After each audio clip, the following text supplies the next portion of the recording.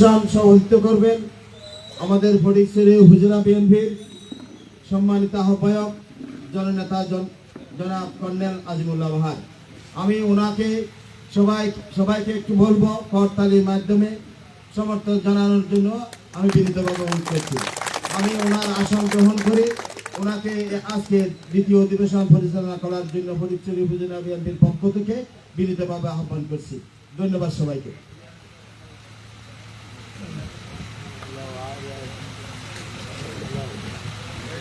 আবার উঠলাম তো আমার মুরব্বী যারা আছেন, বিশেষ করে আমার মুরব্বী বলতে আমিও অনেক বয়স হয়ে গেছে, যারা মোটামুটি আমাদের সমবয়সী আছেন সবাই মুরব্বী, এবং নতুন প্রজন্ম যারা আছে, তো আমাকে দয়া করে মাফ করে দেবেন যদি আমি বেশি সময় নিয়ে থাকি। আমি খুব বেশি সময় নেব না, তবে দু একটা প্রাসঙ্গিক কথাবার্তা আছে বলে সেটা হয়তো বলতে হবে। এইটা হচ্ছে এখন নেতৃত্ব নির্বাচনের জন্য এই অধিবেশনটা, যেটার জন্য আমি জানি আজকে এটা কোনো সভা না, এটা কাউন্সিল অধিবেশন, এবং দুটো অধিবেশন আছে। প্রথম অধিবেশনে আমাদের আলোচনা হয়েছে, আলোচনায় কিন্তু আমাদের নেতৃবর্গরা তাদের বক্তব্য রেখেছে, আপনারা শুনেছেন। সুতরাং আমি কাউকে আর অ্যাড্রেসও করছি না।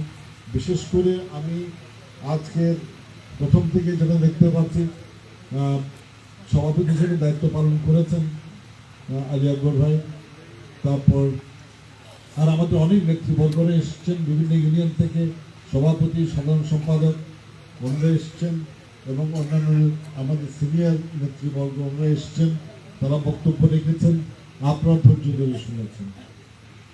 আমি আজকের এই সম্মেলন সফল করার জন্যে বিশেষ করে যারা কাজ করেছে, আহ্বায়ক কমিটি, প্রথমত এই আহ্বায়ক কমিটির সভাপতি হিসাবে আছে আমাদের খালেদ বাবু সাহেব, কিন্তু উনি উপস্থিত নাই। আর সদস্য সচিব হিসেবে জাহাঙ্গীর আলম, জাহেদ মেম্বার হিসেবে আপনারা যাকে চিনেন, প্রথম থেকেই জাহেদ কিন্তু আমাদের দলীয় কর্মসূচিগুলোকে এগিয়ে নিয়ে গেছে এই ইউনিয়নে। সুতরাং জাহেদের নেতৃত্বে আহ্বায়ক কমিটির যে টিম এই সম্মেলন সফল করার জন্য কাজ করেছে, আপনাদের সবার পক্ষ থেকে তাদেরকে আমি ধন্যবাদ এবং কৃতজ্ঞতা জানাচ্ছি। দয়া করে সবাই একটু হাত তালি দিন। আমি একটা কথা বলছি, না বললে হয়তো একটু সেটা অকৃতজ্ঞতা হবে। সুতরাং কৃতজ্ঞতা প্রকাশ করার জন্য আমি একটা জিনিস বলতে চাই, সেটি হচ্ছে আজকের এই সম্মেলন সফল করার পেছনে বিশেষ করে আমার ভাই আতিকুজ্জামান বিল্লাহ অনেক কষ্ট করেছে, সমন্বয় করেছে। হারুন আছে আমাদের, এস এম হারুন কষ্ট করেছে। তারপরে বাবলা সাহেব, যে কাতার বিএনপির সাথে সংযুক্ত সবসময়ের জন্য, এই সম্পর্কে আমার মামা হন, কষ্ট করেছে। এছাড়া অন্যান্য নেতৃবর্গ, সাইফুল ইসলাম টিটু করেছে, এবং আরও অন্যান্য অনেকেই, মানে আমাদের যুবদলের নেতৃবর্গরা তো আছেই, ওদের কথা আমি বললাম না, ওরা ইয়াং আছে, ওদের এখনই কষ্ট করার সময়, ওই জন্য ওদের কথাকে আমি খুব বেশি করে উচ্চারণ করছি না। বিশেষ করে যারা এখন বিএনপি করছে, যারা বয়সে একটু বেশি হয়েছে, কষ্ট করা যাদের জন্য একটু কঠিন হয়ে যায়, তাদের ভূমিকাটাকে আমি স্পষ্ট করে বলতে চেয়েছিলাম। যাও, আমি একটা জিনিস আপনাদেরকে না বললেই নয়, সেটি হচ্ছে 1918 নির্বাচনের সময়, 2018 নির্বাচনের সময় আমার উপর এখানে হামলা হয়েছে, সেটা আপনারা জানেন, আমি নতুন করে বলতে চাই না। কিন্তু আমার রক্ত ঝরেছে, এই কথাটা যারা বলছে তাদের সাথে আমি সম্পূর্ণভাবে একমত পোষণ করে একটু যোগ করতে চাই। শুধু আমার রক্ত ঝরে নেই, এখানে আরও কয়েকজন আমাদের নেতাকর্মীর রক্ত ঝরেছে। সুতরাং সেই কথাটা আমাকে আজকে স্বীকার করতে হবে যে যাদের রক্ত ঝরেছে তাদের মধ্যে একজন হচ্ছেন আপনাদেরই কৃতি সন্তান ফটিকছড়ির কৃতি সন্তান বটেই, তবে এই ইউনিয়নের কৃতি সন্তান উনি। তিনি হচ্ছেন আমাদের হাইকোর্টের প্রাক্তন বিচারপতি জনাব ফয়সাল মাহমুদ ফয়েজি। আমি কৃতজ্ঞতা চিত্তে স্মরণ করছি সেদিন উনি আমার সাথেই ছিলেন,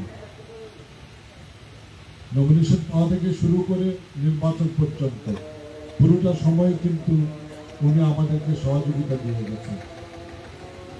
উনি এই নির্বাচনে আমার প্রধান নির্বাচন সমন্বয়কারীর দায়িত্ব পালন করেছেন। সেদিন কিন্তু আমার পাশে উনি ছিলেন এবং ওনার উপরও প্রচণ্ড আঘাত করা হয়েছে এবং সমস্ত শরীর ওনার আঘাতে জর্জরিত করা হয়েছে। আমি স্মরণ করছি সেদিন আমার পাশে ছিল টিটু, যার কথা বলা হয়েছে। কই টিটু, কই আছে? টিটু আছে। তো সাইফুল ইসলাম টিটু টিটু আমাকে যখন আঘাত করা হয় তখন টিটু এগিয়ে এসছে। টিটুর উপর আঘাত করা হয়েছে কিভাবে, সেও আহত হয়েছে। মোর্শেদ হাজারি ছিল, তার উপর আঘাত করা হয়েছে। এরকম আমাদের মধ্যে আরো বেশ কয়েকজন নেতা কর্মী আছে যাদেরকে আমরা খুব বেশি সংখ্যায় ছিলাম না। আমি তাদের এই রক্তের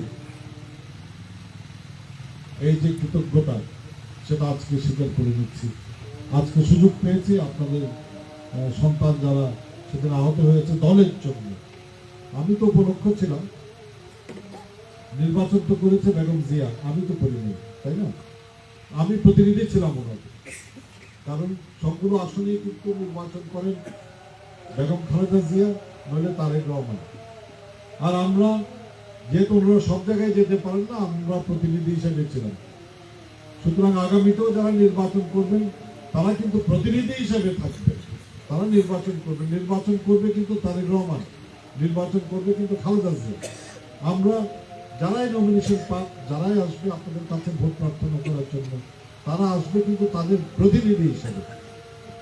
আমি আরেকটা কথা বলতে চাই স্বল্প করে, সেটি হচ্ছে আমরা কিন্তু খুব একটা খারাপ সময় পার করছি এখন। দলীয় কোনো সরকার নাই।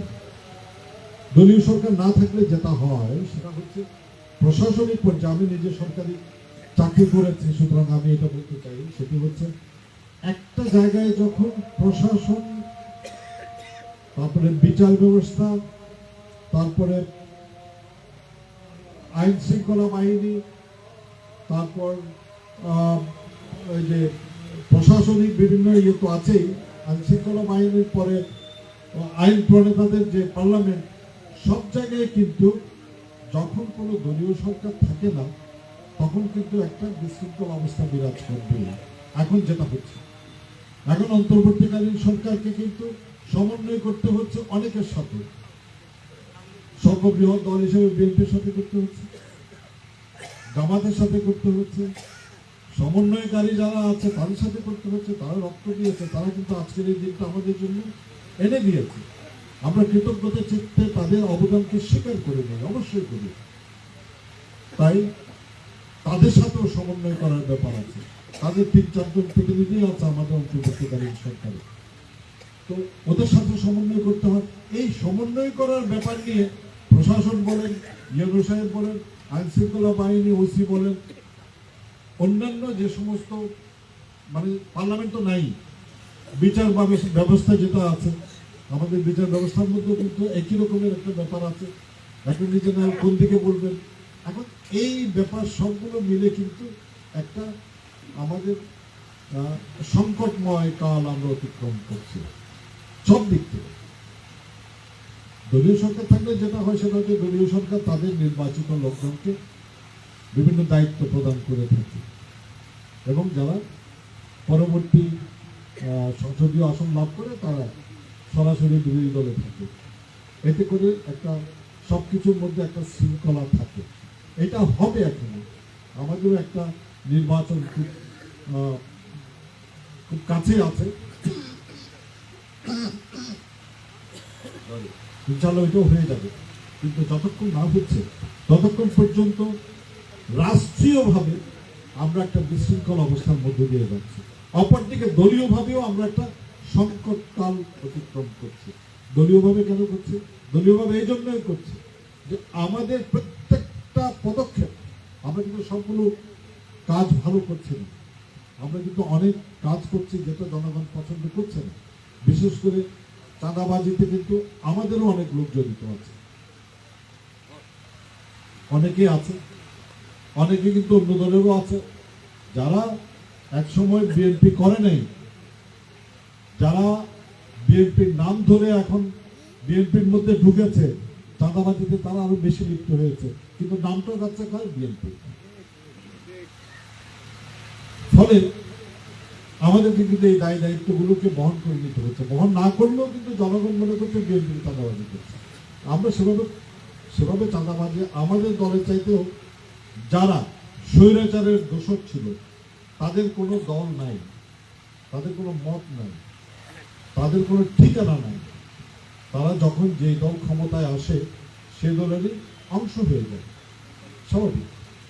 তো যারা আওয়ামী লীগ স্বৈরাচার পালিয়ে গেছে, যারা মূল রাজনীতির সাথে সম্পৃক্ত ছিল আওয়ামী লীগের, তারা কিন্তু পলাতক। কিন্তু যারা সুবিধাবাদী আছে, তাদের লেজুর যারা ছিল তারা কিন্তু এখনো আছে, বিভিন্নভাবে কিন্তু তারা খরচ বদলাইয়া আবার কিন্তু বিএনপির মধ্যে এখন বিএনপি হয়ে গেছে। এই জন্য আমি মাঝে মাঝে ঠাট্টা করে বলি, আমাদের যারা নেতা কর্মীরা আছে তাদেরকে বলি যে ভাই, দুদিন পরে আমি তোমাদেরকে চিনব না, হয়তো বলবো যে কখন জানি দেখেছি, ওইরকমই একটা কথা। কারণ আমাদের সামনে তখন এত বেশি হাইব্রিড চলে আসবে, আমাকেও কেউ চিনবে কিনা, আমার সিনিয়র যারা নেতৃবর্গরা আছে সেটাও একটা সন্দেহ হয়ে গেছে। এবং সেটাই হচ্ছে সেটা চারিদিকে হচ্ছে। আমরা কিন্তু চারিদিকে খেলা সামলাতে পারতেছি না এখন আমাদের হাইব্রিডদের জন্য। তারা কিন্তু সবাই লেজুর, অনেকের দেখাই মিলে নেই, কিন্তু আসছে নতুন করে। ভাই কখন কোথায় চিনি তো না, যাদেরকে চিনি হয়তো অনেকে আমাদের এখানে অনেকে আছে যারা একটা দীর্ঘ সময় রাজনীতি করে চাপে, স্বৈরাচারের প্রচন্ড প্রেসারে হয়তো চুপচাপ ছিল, তাদেরকে আমরা চিনি, তাদেরকে আমরা জানি, তাদের ঠিকানাও জানি, তারা আমাদের নেতা কর্মী। হ্যাঁ, একটা সময় তারা হয়তো ওপেন হইতে পারে নাই সেভাবে, ভিতরে ভিতরে আমাদের সাথে সমন্বয় রেখেছে, যোগাযোগ রেখেছে। কিন্তু যাদেরকে একদমই চিনি না, আরে ভাই কোথার থেকে? নতুন প্রজন্ম, নতুন বিএনপি, এইভাবে কিন্তু একটা ব্যাপার যেটা চালু হয়ে গেছে, সেটা কিন্তু আমাদের জন্য বিরাট সংকট বয়ে নিয়ে আসছে এই মুহূর্তে। অপরদিকে আমাদেরকে সমন্বয় করতে হচ্ছে প্রশাসনের সাথে। ইউনূস সাহেব টেলিফোন করে বলে যে ভাই, আপনি আপনার জন্য এই 8টা আমাদের যে কোনো একটা জিনিস মনে করেন যে 8টা বরাদ্দ আসছে খাদ্যের, ওএমএস এর 8টা বরাদ্দ, 8টা কার্ড, 8টার মধ্যে আমরা ভাগ করবো, এটা জামাতকে এতটা, বিএনপিকে এতটা, অমুককে এতটা, তমুককে এতটা। সেও দুঃখী, তাই না? ওসি সাহেব রিং করে বলতেছে, ভাই স্যার আপনার তো মানে অমুককে অ্যারেস্ট করা হয়েছে, তাকে কি করবো, বা অমুককে অ্যারেস্ট করবো কিনা। আরে ভাই, সে তো জাজ্জল্যমান ডাকাতি করেছে বা সে তো অপকর্মের সাথে জড়িত, তাহলে করবেন না কেন? কিন্তু ভাই, সে তো আপনার দলের লোক বা জামাতের লোক বা সমন্বয়কদের লোক বা এরকমই কিছু একটা। এখন করবো কিনা, আপনাকে এটা করলে তো আবার জামাত প্রেশার দেবে, জামাত করলে তো আপনি প্রেশার দেবেন, মানে এই জাতীয় একটা ব্যাপার। আপনি বুঝতে পারছেন যে কিভাবে একটা সংকট কিন্তু আমাদের চালু হয়ে গেছে চারিদিকে। এই জন্য অনেক কিছু মনে হবে একটা বিশৃঙ্খলার মধ্যে দিয়ে যাচ্ছে, কিন্তু মূলত এটা বিশৃঙ্খলা না। এটা হচ্ছে একটা সময়, যে সময়টা গণ অভ্যুত্থানের পরে যে নতুন বাংলাদেশ সৃষ্টি হয়েছে, সেই সময়কালটাকে আমরা একটু ধৈর্যের সাথে মোকাবেলা করতে যাওয়া। এটা আমাদের যে যার অবস্থানে আছে না কেন, তাকে কিন্তু তার মতো করে এটাকে সহনশীল ভূমিকায় থাকতে হবে, যেন আমরা এইটাকে কোনো মতে পার করে একটা নির্বাচনের দিকে দেশটাকে এগিয়ে নিয়ে যেতে পারি, এবং সেখান থেকে একটা নির্বাচনের মাধ্যমে যেন এই সংকটের পরিসমাপ্তি ঘটাতে পারি। আমি নিশ্চিত বাংলাদেশ জাতীয়তাবাদী দল হচ্ছে বাংলাদেশের সর্ববৃহৎ রাজনৈতিক দল, সব সময়ের জন্য, আজকে না, আগেও ছিল, এখনো আছে। এটা নয় যে আওয়ামী লীগ চলে গেছে তাই আপনি কি আপনার দলকে সর্ববৃহৎ বলছেন, না, সে সময়ও না। ওই সময়ে যদি সর্ববৃহৎ দল যদি না হতো বিএনপি, তাহলে স্বৈরাচারী আওয়ামী লীগ শেখ হাসিনা অনেক আগেই কিন্তু নির্বাচন দিয়ে দিত তত্ত্বাবধায়ক সরকার। এবং নির্বাচন দেয় নাই কেন, দিতে ভয় পেয়েছে কেন? কারণ তারা জানে নির্বাচন যদি সুষ্ঠুভাবে দেয় তাইলে পরে আওয়ামী লীগ বাংলাদেশে 20টা সিটও পাবে, 20টা আসন পেত না, এবং সব পাইতো কিন্তু বিএনপি। 70 থেকে 80% জনগণ, 70 থেকে 80% জনগণ বিএনপির সমর্থক, শহীদ প্রেসিডেন্ট জিয়ার আদর্শের অনুসারী। তাই ওই সময় নির্বাচন দিতে তারা ভয় পেয়েছে, নির্বাচন দেয়নি।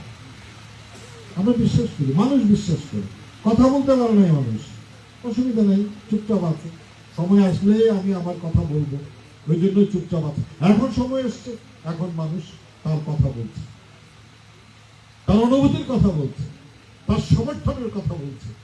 গণতন্ত্র পায় নাই এতদিন পর্যন্ত, গণতন্ত্রের চর্চা করতে তারা চেষ্টা করছে, কথা বলতে পারে নাই, কথা বলছে।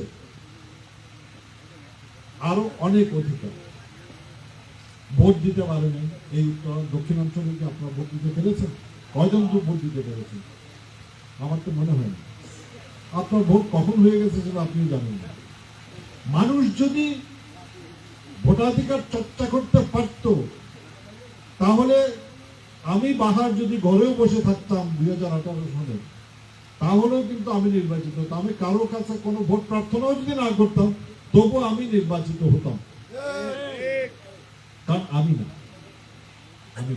ওই যে বললাম নির্বাচন করেছে তারেক রহমান আর খালেদা জিয়া, মার্কা কার? আমার না, তাদের।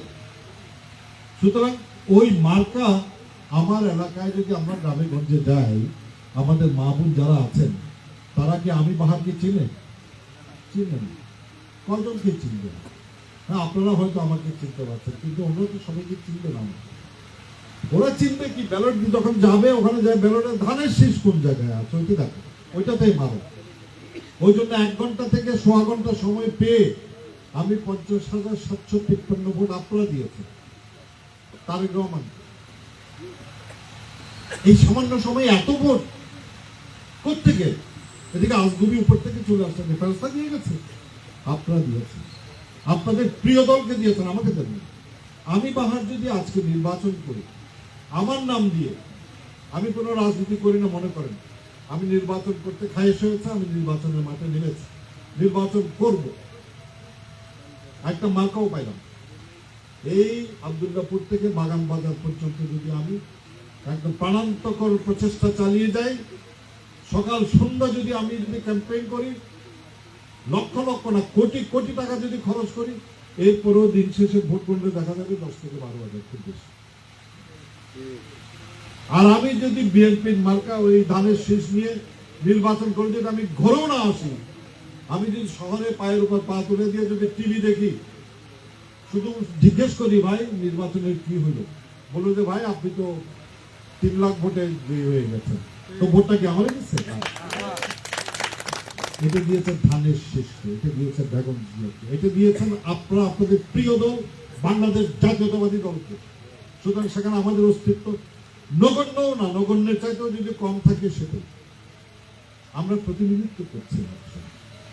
এই জন্য আমি একটা কথা বলি, এখনই বলছি আপনাদেরকে, আমি কি দেরি করে ফেলতেছি? আপনি আচ্ছা, আরেকটা কথা বলি, সেটা হচ্ছে এই জন্যই বললাম যে আজকে এই দলের মধ্যে কিন্তু ভাইগিরির কোনো জায়গা নাই, গ্রুপিং এর কোনো জায়গা নাই। আমি যদি বলি যে আমার একটা গ্রুপ আছে, আমি গ্রুপের রাজনীতি করতেছি, যে আমি গ্রুপ ইয়ে করে আমি যখনই আসবে আমার গ্রুপকে আপনি আমারে ফলো করেন, আমার অনুসরণ করেন, আমি সকাল সন্ধ্যা আপনাকে ফোন করতেছি, এই করতেছি, ওই করতেছি, কেক কাটতেছি, সবকিছু করতেছি, তার মানে আমি শহীদ জিয়ার আদর্শকে বিশ্বাস করি না। আরে আমার তো কোনো গ্রুপ হইতে পারে না, গ্রুপ তো হবে প্রেসিডেন্ট জিয়ার আদর্শের গ্রুপ, তারেক রহমানের গ্রুপ, খালেদা জিয়ার গ্রুপ। গ্রুপটা একটাই, যে গ্রুপটা দিয়ে গেছে আমাদেরকে, বাংলাদেশকে স্বপ্নের পথ দেখিয়ে যেটা আমাদেরকে উপহার দিয়ে গেছেন, নিজের বুকের রক্ত ঢেলে যেটা আমাদেরকে উপহার দিয়ে গেছেন, সেটা হচ্ছে প্রেসিডেন্ট জিয়া, শহীদ প্রেসিডেন্ট জিয়াউর রহমান বীরুত্তম, আর আমরা এখন আমি কালকে থাকবো না আহ্বায়ক হিসেবে, তাই না? আমি তো আজ সারা জীবনের জন্য আসি। যেদিন আমি থাকবো না সেদিন আমাকে ধরে নিতে হবে, আমাকে মেনে নিতে হবে যে আরেকজন কেউ আহ্বায়ক হিসেবে বা সভাপতি হিসেবে নির্বাচিত হবে, আপনাদের নেতৃত্ব দেবেন। তখন আমাদের সবাইকে কিন্তু তার পিছনেই সামিল হতে হবে, এটাই নিয়মিত সংগঠন। আমাকেও হতে হবে, যদি রাজনীতি করে থাকি তাহলে আমাকেও তার পিছনে বলতে হবে, ভাই আপনি লিডার, এখন আপনি ফটিকছড়ির নেতৃত্ব দিন। আর আমি যদি বলি ভাই আমি এবার না, আরেকজন হলো, আরো একজন হলো, আরো একজন হলো, 10 জন আহ্বায়ক হলো, কিন্তু আমি আছে, আমার একটা গ্রুপ আছে, আমার পিছনে থাকে, এটা হইতেছে ভাইগিরি। এই জন্য কেউ যখন বলে বাহার গ্রুপ, তখন কিন্তু আমি এমনি উত্তেজিত হই, কিন্তু ওই সময় আমার মাথার মধ্যে কিন্তু লাগে, ভাই বাহার গ্রুপ কি? অন্য কারো গ্রুপ বলতে পারে, কিন্তু আমি তো কোনো গ্রুপ করি না। কয়েকজন বলছিল আমি কেন গ্রুপ করতে যাবো? আমি কি বেকুব? আমার কোনো গ্রুপ তো হবে না। প্রেসিডেন্ট জিয়ার গ্রুপ যেখানে আছে, তারেক রহমানের গ্রুপ যেখানে আছে, সেখানে আমি কোন ছিটেফোঁটা বাহার গ্রুপ নামে একটা গ্রুপ সৃষ্টি করি এখন? আর এটা তো ফটিকছড়ি না, এটা তো পুরো বাংলাদেশ। বাংলাদেশ জাতীয়তাবাদী দল তো পুরো বাংলাদেশের। ফটিকছড়িতে আমি গ্রুপ সৃষ্টি করে কি লক্ষ্য করতে পারবো? তোমরা করতে পারবো বলেন? যতক্ষণ পর্যন্ত আমি পয়সা ছিটে দেবো, ততক্ষণ বারবার জিন্দাবাদ। আমি বন্ধ করে দেবো, পারবো না, আমার ধৈর্য কুলাবে না, তখন আবার নাই। এই বাস্তবতাটা হচ্ছে রাজনীতিতে খুবই প্রয়োজনীয় একটা বাস্তবতা, সেটাকে উপলব্ধি করতে হবে। আমার পরের জেনারেশন যারা আছে, এখানে যারা ছাত্র দল করে, যারা যুব দল করে, তাদের সবাইয়ের প্রতি আমি অনুরোধ করছি, কোনোদিন ভাইয়ের রাজনীতি, মূল ধারার রাজনীতি করবো। কারণ আমি থাকবো না, যে থাকবে তার পিছনে থাকে বাংলাদেশ জাতীয়তাবাদী দলের পতাকাটাকে সবসময় উপরে তুলে ধরবে। সেটাই হচ্ছে রাজনীতি, সেটাই হচ্ছে আমাদের শিক্ষা। প্রেসিডেন্ট জিয়া সেই শিক্ষাটাই আমাদের দিয়ে গেছে। আমাদের ব্যক্তিগত কোনো প্রচারণার এখানে সুযোগ নেই। ব্যক্তিগত প্রচারণার সুযোগ যদি থাকে, থাকবে কখন? দরকার হলে গিয়ে ভাই তুমি একটা আলাদা দল করো, ঠিক আছে? দরকার মানুষ দেখো তোমার দলে কয়জন তোমার সমর্থন দেয়, দিলে ভালো, না দিলে ওখানে বসে থাকো। আমাদের জেনারেল ইব্রাহিম টাইপ করলাম পার্টি আছে না, উদাহরণ তো আপনাদের সামনে। উনি শেষ পর্যন্ত গিয়ে উনি কান্নাকাটি করে 10 কোটি টাকা খরচ হয়েছে তারেক সাহেবের কাছে, এই সেই জানায় এটা নিয়ে উনি করলো 6 মাস, উনি সংসদ নির্বাচন করে 6 মাসের জন্য থাকলো। 6 মাস পরে উনি হাওয়া গায়ক, নাই, কোনো খবর নেই আছে আপনাদের সামনে। সুতরাং এইটা হচ্ছে ব্যক্তি রাজনীতি। ভাই যদি রাজনীতি করতে হয়, তোমার নিজের গ্রুপ সৃষ্টি করতে হয়, গ্রুপ করবে কেন? একটু রাজনৈতিক দল করো। আর যদি এই দলে থেকে যদি গ্রুপ করতে চাও, তোমার কেউ মানে না, কেউ সে যেই হোক। এখানে শহীদ জিয়ার আদর্শই মানে, এখানে তারেক রহমানের রাজনীতিকে মানে শুধুমাত্র। এখানে কোনো ব্যক্তির রাজনীতি হবে না। আমি থাকবো না 2 দিন পরে, আমি কদিন আসবো, নতুন নেতৃত্ব আসবে তো। কোনোদিন আমি বলবো না যে ভাই যে দায়িত্বে থাকবে তার সাথে আমি কোনোদিন ঠেলাঠেলিতে যাবো না। ভাই তার দায়িত্ব, তারে সময় দিচ্ছে তারেক রহমান, সবাই তারেক রহমানেরই তো দিচ্ছে, তাই না? তো তারেক রহমান তাকে সুযোগ দিয়েছে, আমি তার পিছনেই থাকবো, বা তাকে আমি উপদেশ, আদেশ বা পরামর্শ দিব, এইটাই রাস্তা। সুতরাং আমি অনেকক্ষণ সময় হয়ে গেছে, আমি আর সময় নিতে চাই না। আজকে কোনো সাংগঠনিক বক্তব্য রাখছি না। আমি শুধুমাত্র আপনাদেরকে আজকের কাউন্সিলের কথাটা বলে যাচ্ছি। আজকের কাউন্সিলে যারা নির্বাচিত হবে, তারা আগামী দিনে কিন্তু এই বক্তব্যের রাজনীতিকে কিন্তু, বিশেষ করে বাংলাদেশ জাতীয়তাবাদী দলের রাজনীতিকে কিন্তু নেতৃত্ব দিয়ে যাবে। আপনাদের পাশে থাকবে, আপনাদের সেবা করবে, আপনাদের মতামত নিয়ে কিন্তু দল চালাবে। আবারও বলছি, আপনাদের মতামত নিয়ে কিন্তু দল চালাবে। তারা কোনো ব্যক্তিগত ইচ্ছায় অনিচ্ছায় কোনো দলকে কিন্তু এই বক্তব্যে চালাবে না, চালাতে পারবেও না, সে অধিকারও নাই। সবারই আমাদের যারা আছে, জনগণ যারা আছে, তাদের মতামত নিয়ে, তাদের অধিকার নিয়ে, তাদের পক্ষে দলকে চালাতে হবে। আমারও তাই। তো আগামী দিনগুলোতে যারা আমাদের নেতৃত্ব পাবেন, আজকে যারা নির্বাচিত হবেন, আমি আশা করব যে তাদেরকে আপনারা সহযোগিতা করবেন এবং যদি কোনো খারাপ কাজ করে থাকে সেটা আমাদেরকে জানাবেন। আমরা এই সম্মেলনের ধারাবাহিকতায় ইতিমধ্যে এইটা নিয়ে 17টা ইউনিয়ন আমরা সম্পন্ন করছি। মোট 18টা ইউনিয়ন আছে আমাদের উপজেলায়, 2টা পৌরসভা, সেগুলো আলাদাভাবে হচ্ছে। আমাদের এই 18টা ইউনিয়নের মধ্যে এটা 17তম সম্মেলন করছি আমরা, 16 নম্বর বক্তব্য ইউনিয়নের। আজকের এই ঘণ্টাখানেকের মধ্যে আমাদের নেতৃত্ব ইনশাল্লাহ নির্বাচিত হয়ে যাবে। যারা এখনো পর্যন্ত আজকের এই সম্মেলনকে বয়কট করেছে বা আসে নাই, আমি তাদের মনোকষ্ট বুঝতে পারি। তারা একদিকে কষ্টে ভুগতেছে মানসিকভাবে, যে তারা মূল দলকে ছেড়ে এটা কি করবে, কিন্তু আবার আসতে পারতেছে না। কেন পারতেছে না সেটাও আমরা বুঝি, কিন্তু এইটা বলি যে তারা ভুল পথ থেকে নির্বাচন করেছে। তাই এখনো সময় আছে, সবাইকে বলবো মূলধারার সাথে রাজনীতি করেন, কোনো ব্যক্তির সাথে রাজনীতি করবেন না। আমার সাথে রাজনীতি করার দরকার নেই ভাই, প্রেসিডেন্ট জিয়ার সাথে রাজনীতি করেন। আমি কালকে যদি কোনো ভুল থাকে, কোনো কিছু ভুল করে থাকি, আমাকে সরাসরি চোখে আঙ্গুল দিয়ে, এইভাবে আঙ্গুল দিয়ে বলেন আপনি এটা খারাপ কাজ করেছেন, আমার সাহেব মেনে নিতে হবে, আমি মেনে নেব, আমার সে সৎসাহস আছে। তো আজকে প্রথমত শেষ করার আগে, যেহেতু এরপর আর কোনো কথা হবে না, আমি আরেকটা কথা বলি, সেটা হচ্ছে আজকে এই সম্মেলন আয়োজন করার জন্য আহ্বায়ক কমিটি যেটা 2022 সনে আমরা গঠন করেছিলাম, অনেক কষ্টে, অনেক লুকোচুরি করে, চুপে চাকা, ওই কাছারিতে বসে, ওই বন জঙ্গলের মধ্যে বসে 2-4-10 জন নিয়ে আহ্বায়ক কমিটি আমরা করেছি। কেন করেছি সেটা আপনারা বুঝতে পারছেন, আমাদের 4 জনকেও এক হতে দেয়নি। সুতরাং এটা ছাড়া কোনো কর্তব্য ছিল না, কারণ আমাদেরকে দায়িত্ব দিয়েছেন আমাদের নেতা তারেক রহমান, আমাদেরকে সেটা পালন করতেই হবে। সেই জন্যই কিন্তু আমাদেরকে এই ব্যবস্থাই করতে হয়েছে।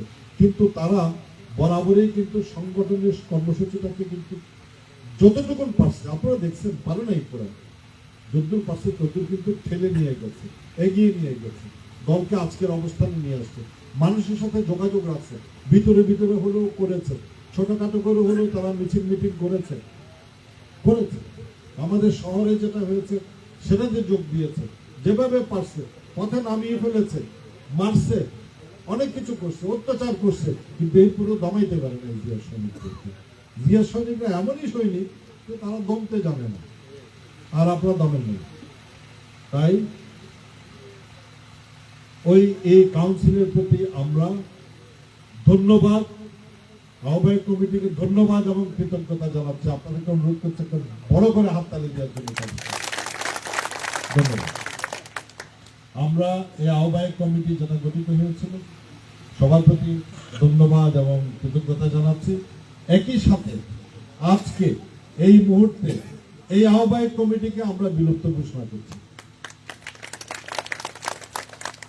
এই মুহূর্তে থেকে এখন আহ্বায়ক কমিটি নাই।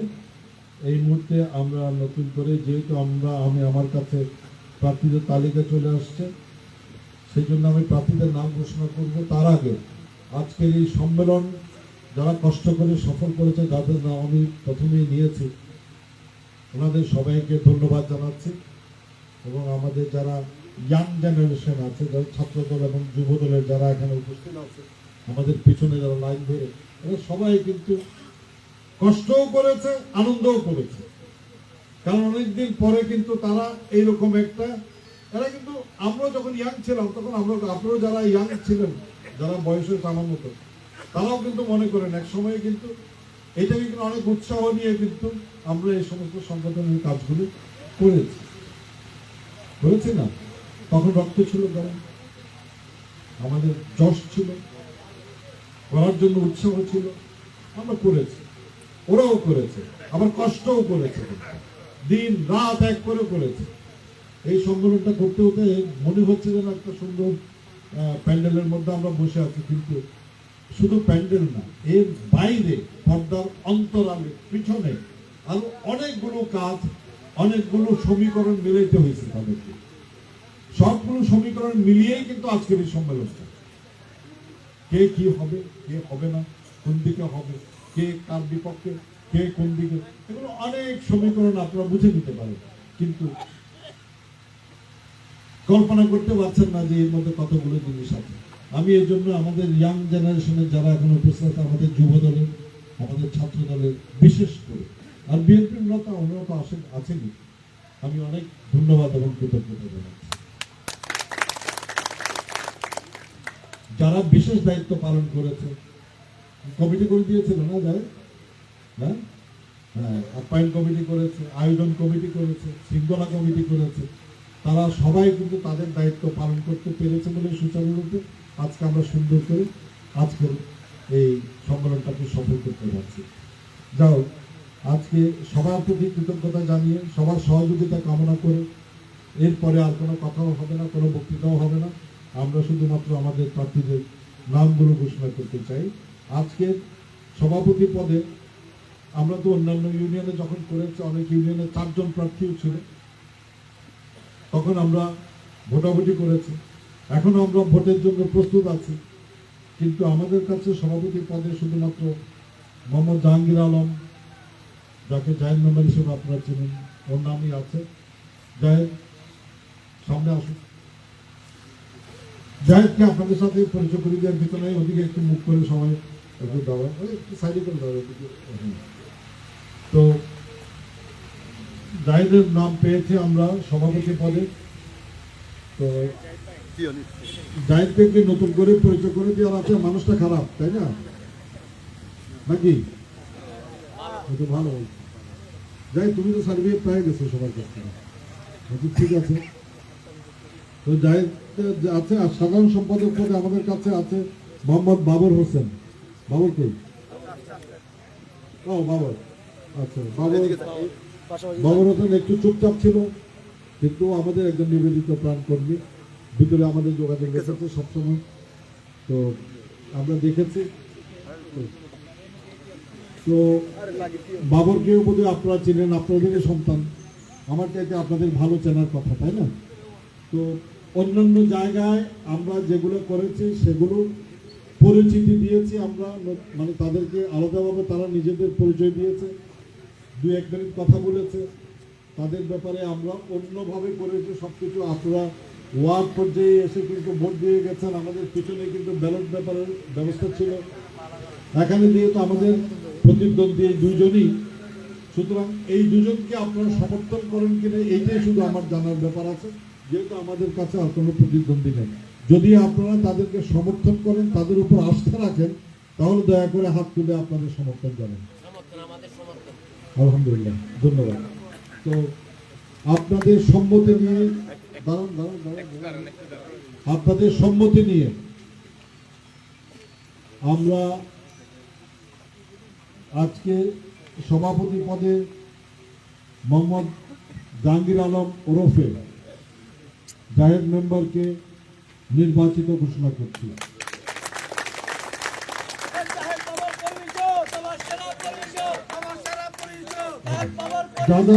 সাধারণ সম্পাদক পদে আপনাদের সমর্থন নিয়ে আমি মোহাম্মদ বাবর হোসেনকে নির্বাচিত ঘোষণা করছি।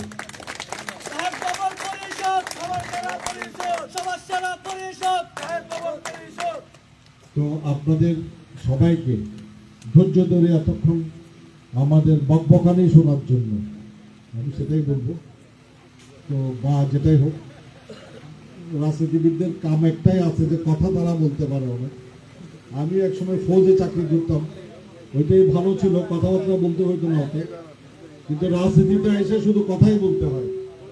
তো সুতরাং আপনাদেরকে সবাইকে, বিশেষ করে যারা মুরব্বীরা আছেন ওনাদেরকে এতক্ষণ ধৈর্য ধরে আজকে এই সম্মেলনে উপস্থিত থেকে সম্মেলনকে সার্থক করার জন্য এবং সম্পূর্ণ সহযোগিতা প্রদান করার জন্য ধন্যবাদ জানাচ্ছি এবং কৃতজ্ঞতা জানাচ্ছি।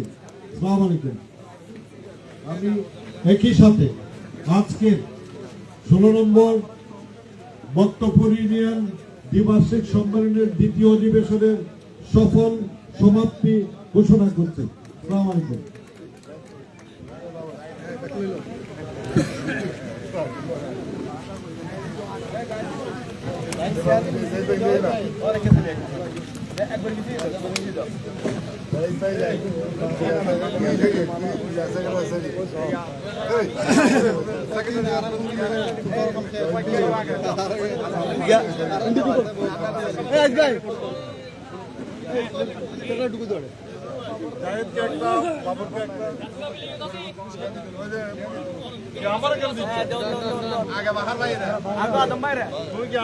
সভাপতি বানাই দিও না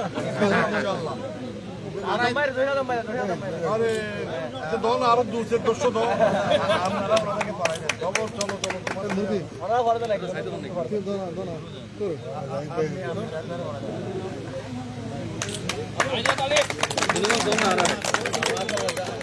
আরেকটা কথা ইতারা নসাইজন ইতারারে মাপ করজন যতক্ষণ পর্যন্ত অনরাল্লা খানা দানার ব্যবস্থা না করে ততক্ষণ মাপ নাই।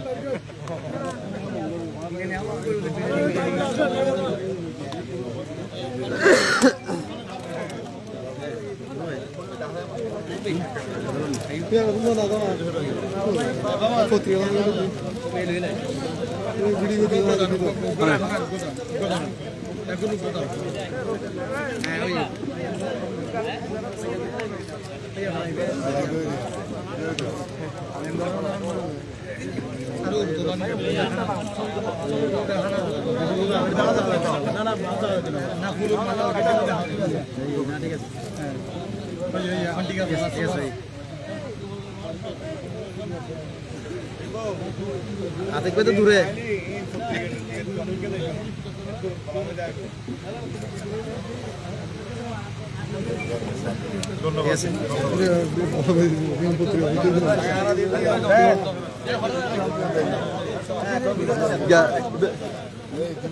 আজ আর যারা মিডিয়ার মানুষজন আছেন আর যারা সংবাদকর্মী আছে বিয়নের প্রতি আর কৃতজ্ঞতা প্রকাশ করছি এবং ধন্যবাদ জানাই।